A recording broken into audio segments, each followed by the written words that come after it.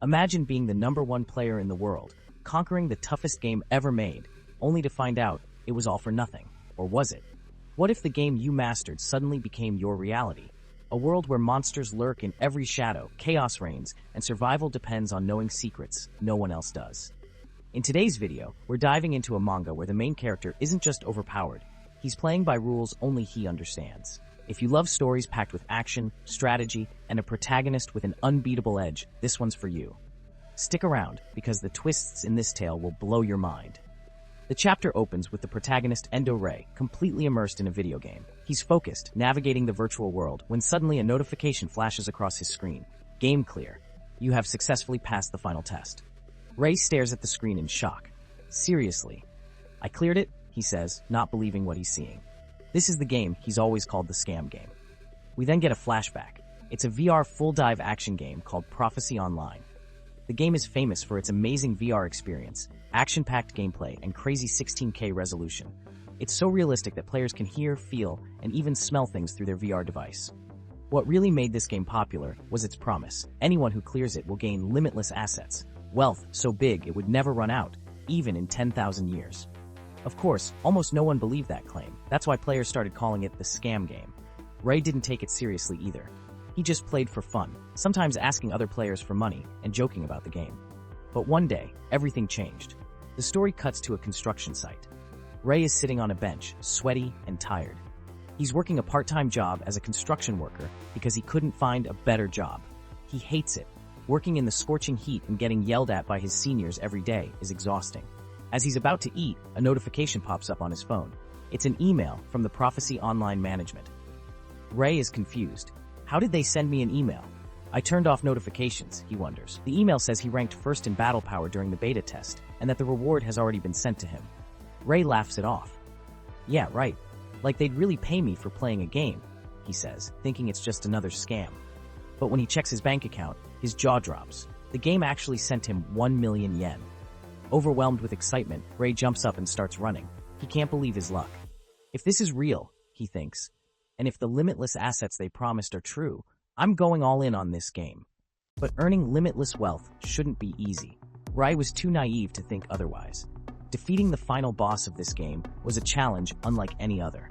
This game treated its players like pawns on a board, unforgiving and merciless. Whenever a player was defeated, not only would their character fall, but all their past data would be erased entirely. If you've ever played an RPG game, you know how tough it is to clear a boss on the first try. It often takes multiple attempts, learning their patterns, and perfecting your strategy. Now, imagine losing all your progress every time you fail, having to start over from scratch. That's the brutal reality Rei faced. But there was a brutal side to Prophecy Online that made it infamous.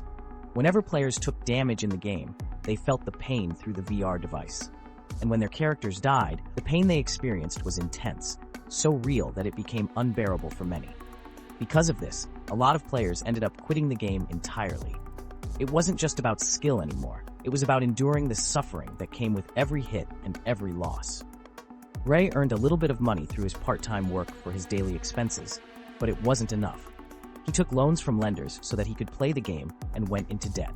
While he knew how hard the game was, he still kept going, driven by greed for the limitless assets the game had promised. The flashback ends, and we can see a notification on Rei's screen. Rei-sama, congratulations! You have cleared the game. He was in utter shock. He couldn't believe that he had cleared the game. He jumped on his cell phone to check if there was an email notification from the game. There was an email, but it was not what he hoped for. The email stated that the goal of the game had been completed because a player had recently cleared it, so they were going to terminate the game's services. There was nothing written about the rewards. It was just as everyone said. The reward they had promised was fake. The game baited them by giving the initial money. His phone fell from his hand. Rei was in a state of denial. He cleared the game, so they should give him his reward. He thought it's a large amount, so maybe it's taking time because of that. But even after a few days, nothing was credited to his bank. He regretted playing the game and thought maybe he should have stopped like the other players did. A week later, his sleep was broken by a notification that kept buzzing. He checked his phone, but it wasn't the phone. He lifted his face and saw a virtual screen in front of him. The trial of ice has been failed. Moscow has been destroyed. The trial of Earth has started, and the remaining time is 43 days, 7 hours, 58 minutes. Please defeat the boss within this time limit. The test area is Japan. If the boss is not defeated within the given time, the test area will be annihilated. Ray sat frozen, staring at the screen. What was happening? What did this all mean? The game was supposed to be over, but it seemed like the real challenge was just beginning. Still trying to process what he had just seen, Ray quickly turned on his TV. The screen lit up with breaking news. Reports are coming in that Moscow has been completely destroyed. The city is in ruins, and no survivors have been found. Experts are baffled, and no one knows what caused this unprecedented disaster. Ray stared at the screen, his heart racing. The notification he saw, it was real. The trial of ice wasn't just part of the game. It was happening in the real world. One panelist argued, this could be due to continental drift.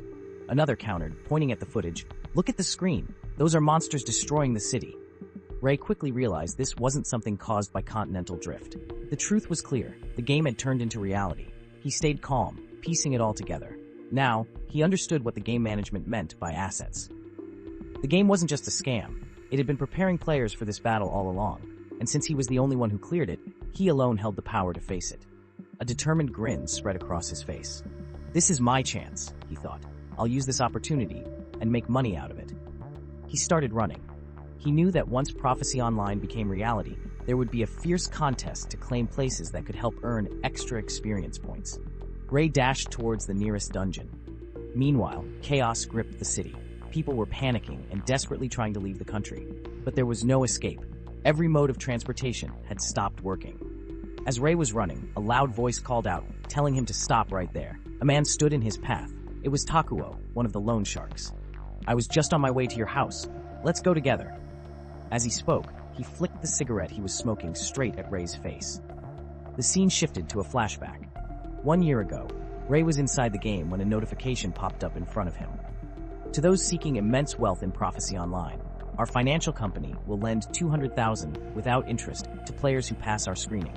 This will allow you to reduce the time spent on earning money and increase your playtime. However, we will take half of the rewards earned by the players. Ray thought to himself, if I can borrow $200,000 without interest and only need to repay it after earning money, there's no better deal than this. I should borrow the money. But this was a trap, something he realized far too late. They did deposit the 200,000 yen as promised.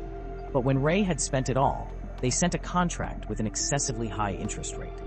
According to them, Ray hadn't passed the screening, and they demanded a 50% interest repayment within 10 days. Because of this, Ray started searching for card loans with even slightly lower interest rates to gather funds for his repayments. But the worst part was, whenever he tried to repay, those guys deliberately ghosted him to increase the interest further. The flashback ends and we return to the present. Takuo is still arguing with Ray. You gotta repay the money you borrowed from us. Ray responds, I wanted to give you the money back, but you didn't let me. Really? People who don't want to pay always come up with excuses, Takuo says. Anyways, I'm here for a different reason now. You said you used to play Pro On, right? Takuo continues. The state of the world right now is just like that game. You know something, don't you? Give me all the information you've got. While saying this, Takuo grabs Ray's collar. Ray gets angry and says, get your filthy hands off me. Hearing this, Takuo loses his temper. Do you even know who you're talking to? He asks. Ray stays calm and replies, let me tell you something. As he speaks, Ray activates the skills he used in the game. His strength increases by 50%. He punches Takuo, knocking him out cold. In the current world, I am the superior one, Ray says. After saying this, Ray starts to leave, but someone nearby witnesses him using his skills. Wasn't that a pro-on skill? The person says. I never thought I'd encounter an experienced player so soon. Soon the law and order collapse. Everything in the world will be rewritten. This is starting to get interesting. Finally, he reached the dungeon called Goat Sanctuary. As soon as he saw it, he realized it looked exactly like it did in the game. But then he noticed a car parked nearby. Looks like someone's already here, he thought. Ray entered the dungeon and started heading downstairs. After walking for a while, he caught the smell of blood. Following the smell, he found a room full of dead monsters. Standing near the bodies was a group of people holding shields, swords, and bows. One of them noticed Ray and said, Hey, look, someone else is here. He walked over to Ray and asked, You're here, so that means you're a player too, right? Ray glanced at the monsters on the ground and asked, You guys did all this? The guy smirked. Yeah, we did. These are high-level monsters called flare lizards. If it weren't for us, you'd probably be dead by now. Ray held back a laugh. High-level? Flare lizards? They're the weakest monsters in the game. The guy kept talking. You're alone, huh? Guess you don't have any friends. How about this? Join me. You can be my subordinate. Of course, you'll have to give me half of whatever money you earn. In return, I'll protect you since you're so weak. Ray didn't even think about it. No thanks. I play solo, he said. Ray sized them up and thought, these guys? No way they're strong enough to handle the dungeon boss. The guy's expression changed. He looked annoyed and turned to whisper to his group. After he beats the boss, we'll get rid of him, he said. His teammates hesitated, unsure about the plan. But the guy was confident. Listen, most players are useless. The fewer people who know about this game's secrets, the better it is for us. Anyone who doesn't agree with me, well, accidents happen. That last part made his group nervous, but they didn't argue. The dungeon boss was the Amber Goat. It wasn't a tough enemy, but the problem was that once it was defeated, it wouldn't respawn for 7 days. The guy didn't want Ray to get the last hit on the boss, so he told his group to block him. The door opens in 5 minutes, he said. His group stood in front of Ray, blocking the way. Ray raised an eyebrow and asked, you guys really trying to stop me? They replied, yeah, you're not going in. Ray could have knocked them all out in seconds, but he decided to let it go for now. Fine, he thought. I'll wait. Once they're done and out of the way, I'll handle the boss myself. Ray waited outside the gate patiently. He was looking forward to seeing how far they could get. The crew was relieved that they didn't have to go inside with them. The leader of the group said it was convenient that they didn't have to face any obstacles. The girl from the crew replied that maybe he noticed that. They were trying to make it look like an accidental death. The leader responded, saying he didn't seem sharp enough to think that. He turned to one of his crewmates and told him to fight properly. He reassured him, saying, trust me, trust in him and his shield, they'll handle it. Soon after that conversation, heavy winds started blowing inside the room, right in front of them. From a huge fire, the boss appeared. They were terrified when they saw him. It wasn't Amber Goat, it was Hellfire Goat. His roar released a massive shockwave that threw them off guard, sending them flying across the room. Light was completely shocked when he saw Hellfire Goat. He couldn't understand how he got there. The crewmates started panicking. One of them asked Light, what are we going to do now? Light got nervous and replied arrogantly, shut up, let's just retreat now. But the door was completely shut. They couldn't get out. Light was completely confused about what was happening. He asked some of his crewmates to distract Hellfire Goat and told the shield guy to block his attack. Reluctantly, the guy agreed to block. But in the face of Hellfire's attack, the shield was useless. With a single blow, it shattered, and the guy was left lying dead. Hellfire Goat picked up the shield and bit into it. The shield cracked like it was made of plastic. Light was in complete shock. He said, that was an epic-grade shield. How can it break like that? This monster shouldn't be here. The monster we came to defeat was Amber Goat. It's a low-level monster that even a level 1 player can defeat if they know the right strategy. But it became the boss after the update. Initially, the boss of the dungeon was Hellfire Goat, but it was impossible to beat. So after the update, they changed it to Amber Goat, Light realized. This world is based on the older version of the game. He remembered Ray was waiting outside. If the door couldn't be opened from the inside, surely it could be opened from the outside. He started screaming, hey, black-haired guy, come inside. I'll give you a cut of the prize for defeating this thing. Hey, are you even listening to me? Hurry up and open the door already. He couldn't even finish his sentence before Hellfire Goat started attacking him and everyone else.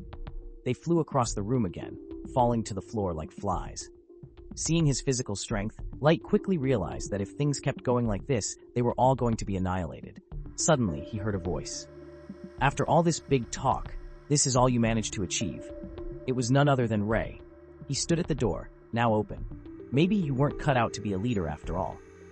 Hearing this, Light got angry and frustrated, but he quickly calmed himself and thought about making a run for it, using Ray as decoy to escape. He screamed at his crewmates, everyone, get outside! Let's leave that monster to this guy! Ray warned them that he wouldn't do that.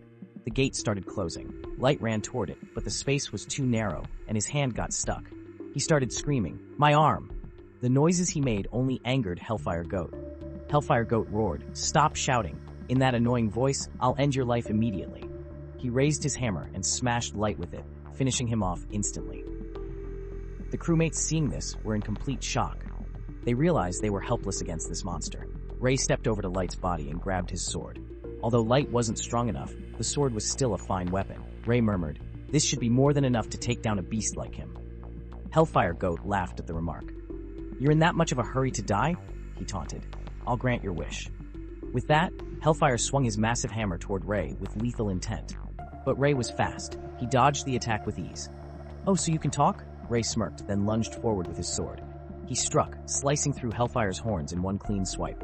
Ray landed gracefully in front of the 2 remaining crewmates and looked at them. "If you want my help, you'd better come up with 10 million yen. Maybe I'll consider it." The crewmates couldn't believe their ears when Ray mentioned 10 million yen. Ray reassured themselves that they had heard him correctly. He was asking for just 1 million per person to save their lives. One of the crewmates stood up and said, "Stop joking around. There's no way we have that kind of money." The girl agreed with him and added, "Ray's just taking advantage of the situation." Ray gave them an answer. "If you don't have the money, earn it with your bodies. You'll serve under me and give me 90% of the reward you earn from defeating monsters. I'd take it all, but as a service, I'll give you a 10% discount." The girl screamed in anger. "Stop treating us like fools. Even that idiot light only took 50% of our reward." Ray didn't waste any more time. Since they didn't agree to his terms, he decided to leave them behind. Hellfire Goat, enraged after losing his horns, screamed in agony, "You've cut off my precious horns. You deserve to die 1,000 deaths for this." Hellfire unleashed a fiery blast toward Ray. A blazing inferno shot from his mouth. But for Ray, dodging it was like a walk in the park. The remaining crewmates weren't as lucky, though. They managed to absorb some of the attack, but it left them reeling. Ray was surprised they survived the blast. He said, "You survived, but let's see how long your luck lasts." The crewmates quickly realized they couldn't stand up to this monster without Ray's help. They agreed to his terms and begged him to help them. Once the deal was made, Ray smiled. He turned toward the monster and said, "Ah, it's been a long time since I've defeated you." Hellfire Goat was confused. He couldn't remember ever being defeated by someone like Ray. The crewmates were equally puzzled. What's this guy talking about? Hellfire Goat should have been removed from the game after the update. Ray remembered, though. Before the Prophecy Online update, he had defeated Hellfire once. Afterward, he'd heard that Hellfire had been replaced with Amber Goat. Hellfire continued his attacks, but Ray effortlessly parried each one. The crewmates couldn't believe their eyes. Ray was deflecting the powerful attacks with nothing more than his sword. Ray says, "The attack you just used was so strong that if it hit even a level 50 veteran player, they'd be killed instantly. And that goes double for me, a level 1 player. But it's not a problem if you know the tricks." Hellfire kept up his fiery onslaught, but Ray continued to dodge with ease, leaving the crewmates in awe. Hellfire was growing increasingly frustrated. None of his attacks were landing on Ray. Seizing the moment, Ray struck a decisive blow to Hellfire's eye and said, "It's not like it's unavoidable. Your behavioral pattern is exactly the same as in the game." Ray was using his knowledge from the game, strategies he had once used to defeat monsters, to guide him in this fight. Ray was steadily pushing Hellfire back. The 2 surviving crewmates, overjoyed, began cheering for him. Their noise, however, annoyed Ray. He shot them an angry glare, silencing them. Meanwhile, Hellfire paused to praise Ray. "Your abilities are impressive, but this ends here." Ray quickly realized that all of Hellfire's attacks were part of a larger strategy to back him into a corner. Hellfire grinned and asked, "Do you have any last words?" Ray smirked. "Why don't you die? Go on, try and hit me with one good attack." This taunt enraged Hellfire, who began unleashing his ultimate fire attack.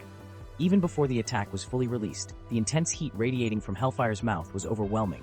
The crewmates could barely stand it. "What are those black flames?" one of them exclaimed. The entire room was consumed by dark fire.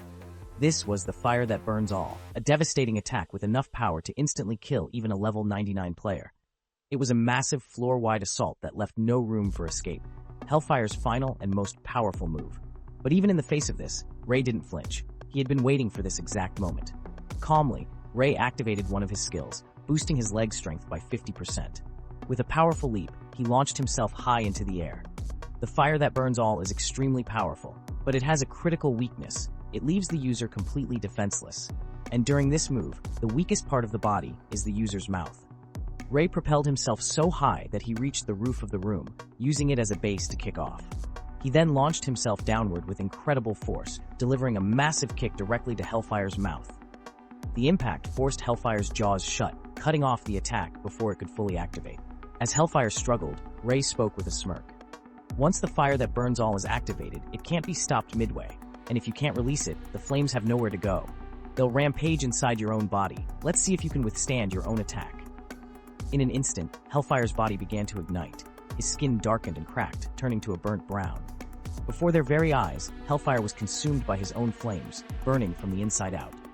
After Hellfire was defeated, a message appeared, floating in the air like an in-game notification. It read, "Unique boss Hellfire Goat has been defeated." The crewmates exhaled in relief, finally realizing they were saved. They couldn't believe what they had witnessed. A guy like Ray had defeated such a powerful boss without even taking a scratch. The message continued, "Congratulations, you are the first player in the world to have defeated a unique boss." Because of this achievement, Ray received a unique title, the First Slayer. The title surprised even Ray. It was something he had never encountered before in the game. He began to suspect that this world might not be exactly like the game he remembered.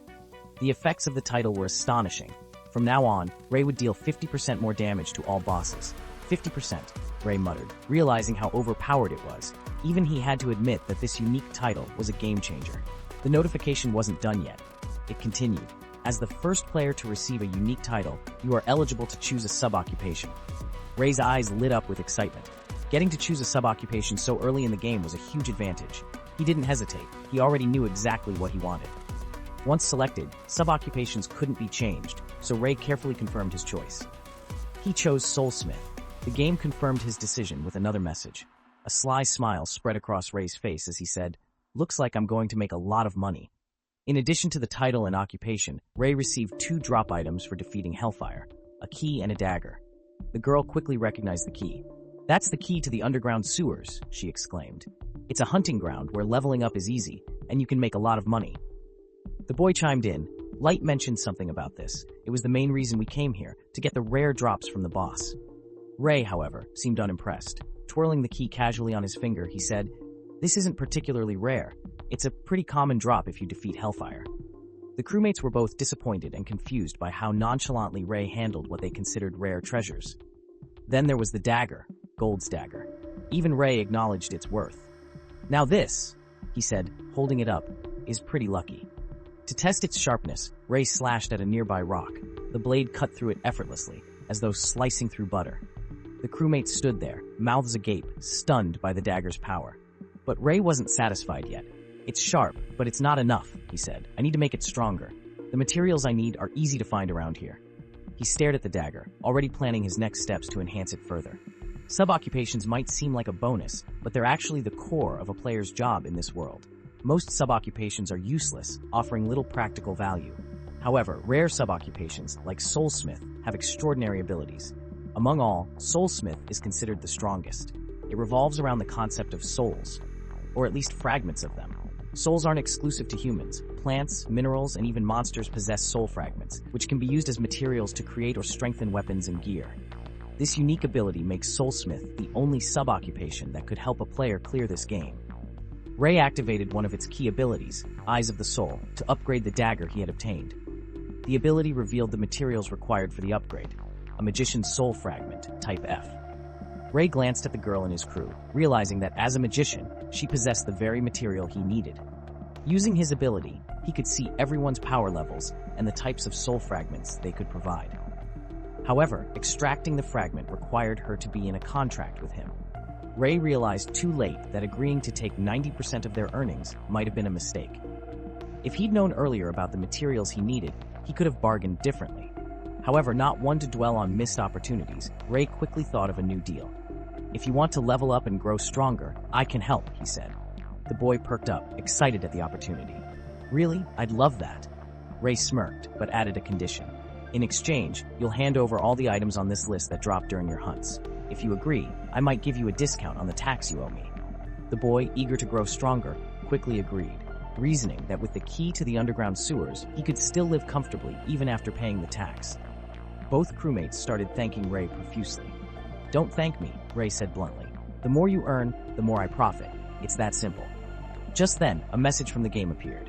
By forging a contract with the magician Rumi, the conditions for extracting a soul fragment have been fulfilled.